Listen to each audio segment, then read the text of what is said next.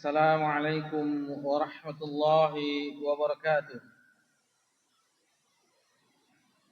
الحمد لله على إحسانه وشكر له على توفيقه وامتنانه. أشهد أن لا إله إلا الله تعظيما لشأنه، وأشهد أن محمدا عبده ورسوله الداعي إلى رضوانه، والصلاة والسلام على آله وأصحابه وإخوانه. يا أيها الذين آمنوا اتقوا الله حق تقاته ولا تموتن إلا وأنتم مسلمون. Amma ba'd, alhamdulillah, puji syukur kehadiran Allah Subhanahu wa taala. Allah Subhanahu wa taala senantiasa mencurahkan nikmat kepada seluruh makhluknya, dan itu tidak pernah terhenti walaupun hanya sekejap mata. Salawat beriringkan salam kepada Nabi kita tercinta, yakni Nabi Muhammad sallallahu alaihi wasallam.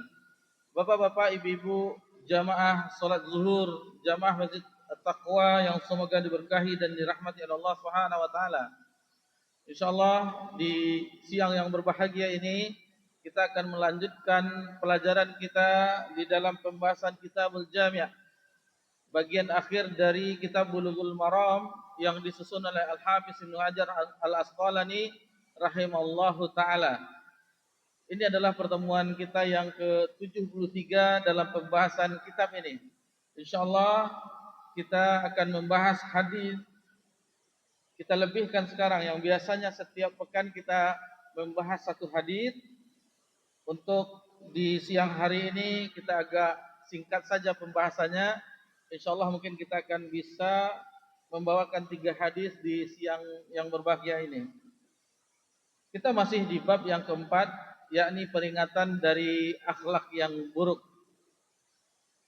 Bapak-bapak, ibu-ibu yang semoga diberkahi dan dirahmati oleh Allah Subhanahu wa taala, di antara akhlak yang buruk yang dicela di dalam agama kita terdapat di dalam hadis yang nomor 32, an Aisyah qalat qala Rasulullah sallallahu alaihi wasallam, dari Aisyah ummul mukminin Aisyah radhiyallahu anha, semoga Allah meridhoinya, bahwasanya Rasulullah sallallahu alaihi wasallam bersabda, asyu'mu su'ul khuluq.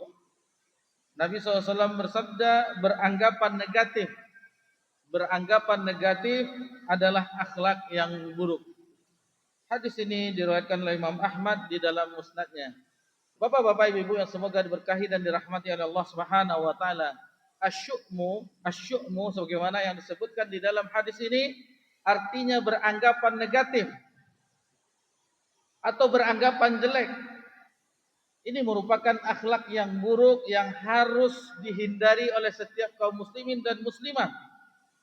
Adapun kebalikan dari sikap ini, sifat ini adalah at-tafaul. Apa itu at-tafaul? Yaitu beranggapan baik atau optimis.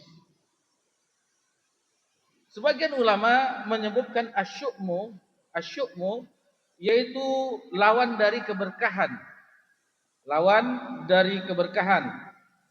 Sehingga asyu'mu itu sendiri merupakan akhlak yang buruk yang seseorang akan terjauhi dari keberkahan dari Allah Subhanahu wa taala. Orang yang berakhlak buruk adalah sumber musibah bagi dirinya sendiri. Dan orang-orang yang di sekelilingnya, yang berada di sekitarnya. Jadi ulama mengatakan al-hasanul khuluqi man nafsu fi rahah. Orang-orang yang berakhlak mulia adalah jiwanya tentram, wan nasu minhu fi salamah, dan orang-orang aman dari gangguannya. Wasai'ul khuluqin nasu minhu fi bala. Sedangkan orang-orang yang berakhlak buruk adalah orang yang terkena bencana jika bergaul dengannya, wa huwa min nafsihi fi ana, dan dia sendiri jiwanya penuh dengan kesulitan. Jadi orang yang berakhlak mulia tentunya bukan beranggapan negatif. Orang yang berakhlak mulia tentunya akan berhusnuzon, beranggapan baik terhadap orang lain. Kita lanjutkan ke hadis berikutnya. Di antara akhlak yang buruk disebutkan oleh Nabi kita tercinta sallallahu alaihi wasallam dan kita harus jauh dari akhlak tersebut. Terdapat di dalam hadis berikutnya, hadis nomor 33. Hadis yang ke-33, an Abi Darda'i sami'tu Rasulullah sallallahu alaihi wasallam. Dari Abu Darda, sahabat Nabi, semoga Allah meridhoinya, aku mendengar sami'tu Rasulullah sallallahu alaihi wasallam yaqul, aku mendengar Nabi sallallahu alaihi wasallam bersabda, innal 'anina la yakunu syuhada. Kata Nabi sallallahu alaihi wasallam, sesungguhnya orang-orang yang suka melaknat, mereka la yakunu syuhada, tidak akan menjadi pemberi syafaat, dan wala syufa'a yaumal qiyamah, dan tidak akan menjadi saksi pada hari kiamat kelak. Ini keadaan orang-orang yang suka melaknat di dunia. Di akhirat mereka tidak bisa menjadi saksi dan tidak juga memberi syafaat di akhirat kelak. Syarat seseorang bisa memberikan syafaat syaratnya ada dua. Yang pertama, itu harus diizinkan oleh Allah dan harus diredai oleh Allah Subhanahu wa taala. La yashfa'u indahu illa biiznih. Tidak bisa seorang memberikan syafaat kecuali diizinkan oleh Allah Subhanahu wa taala. Dan kita mengetahui bahwasanya orang-orang yang beriman kelak di hari kiamat itu bisa memberikan syafaat kepada saudara-saudarinya.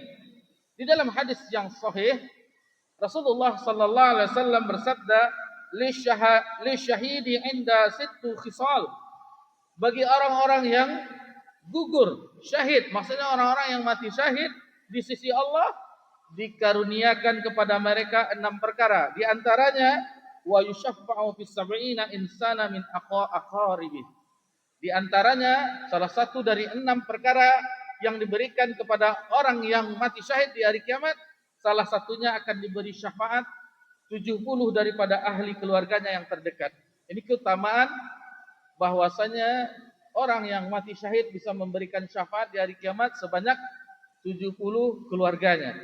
Keutamaannya. Adapun sangkutannya di dalam hadis ini kaitannya bahwasanya orang yang suka melaknat di dunia, yang hobinya melaknat orang, maka di akhirat dia tidak bisa memberikan syafaat kepada kaum muslimin atau muslimat yang lainnya. Jadi ini bentuk bagaimana akibat seseorang yang berakhlak buruk, yang suka melaknat di dunia, maka dia tidak bisa menjadi saksi dan tidak bisa memberikan syafaat di akhirat kelak. Bapak-bapak, ibu-ibu yang semoga diberkahi dan dirahmati oleh Allah Subhanahu wa taala. Jadi poinnya hadis yang ke-33, larangan melaknat, larangan orang yang suka atau hobi melaknat orang lain. Kemudian kita lanjut ke hadis berikutnya, hadis yang ke-34 dari bab yang keempat ini, larangan terhadap akhlak yang buruk. An Mu'az bin Jabalin, dari sahabat Mu'az bin Jabal radhiyallahu anhu qala, ia berkata, qala Rasulullah sallallahu alaihi wasallam, Rasulullah sallallahu alaihi wasallam bersabda, man ayyara akhahu bi dzambin lam yamut hatta ya'malah. Kata Nabi SAW, barang siapa yang mencela saudaranya karena dosa yang dilakukannya, yang dilakukan oleh saudaranya, maka kata Nabi SAW, tidak akan meninggal ia sampai ia melakukan dosa yang semisal. Jadi hadis ini diriwayatkan oleh Imam Tirmizi dalam sunannya. Al-Hafiz Ibnu Hajar Al-Asqalani, penyusun kitab ini, menilai hadis ini adalah munqati', ada terputus sanadnya, rantai sanadnya dengan Nabi sallallahu alaihi wasallam, sehingga hadis ini sanadnya terputus. Tergolong dari hadis yang termasuk hadis yang dhaif, akan tetapi kata ulama yang lainnya bahwasanya hadis ini meskipun periwayatannya terputus, namun maknanya sering terbukti dalam kenyataan. Kenapa? Orang-orang yang suka mencela aib saudaranya, orang-orang yang suka mengumbar aib saudaranya, lalu diumbar-umbarnya, baik itu di tempat-tempat duduknya, misalnya di tongkrongannya bahasa sekarang, atau di majelis-majelis yang lain, atau di media sosial, maka orang yang mencela aib saudaranya tersebut, dia tidak akan meninggal sampai ia melakukan hal yang dilakukan sesuatu yang buruk oleh saudaranya tersebut. Sebagaimana yang disebutkan di dalam hadis ini. Ulama terdahulu dari generasi tabi'in, Fudail bin Iyad rahimahullah taala pernah berkata, al-mu'minu yasturu wa yansah. Kata beliau rahimahullah taala, seorang mukmin itu menutup aib dan menasihati saudaranya. Wal fajiru yahtiku wa yu'ayyir. Sedangkan orang fajir dia membongkar aib dan mencela saudaranya. Ini disebutkan dalam kitab Jami'ul Ulum wal Hikam yang ketika Imam Ibnu Rajab Hambali mensyarah hadis Arba'in An-Nawawiyah. Jadi bagaimana seorang mukmin bersikap, yaitu dengan memberikan, dengan yasturu, dengan menutup, dan wayansah, memberikan nasihat. Jangan lakukan ini, jangan berbuat seperti ini. Seharusnya seperti itu. Adapun orang yang fajir, orang-orang yang fajir adalah dengan mengumbar aib, membongkar aib, yahtiku wa yu'ayyir, dan mencela saudaranya. Ini tidak boleh. Jadi misalnya contoh, ada seseorang di antara kita melihat saudaranya, lalu dia katakan, diberitahukannya kepada seorang, apa jahat itu? Nah, misalnya dia mencela satu sikap dari saudaranya.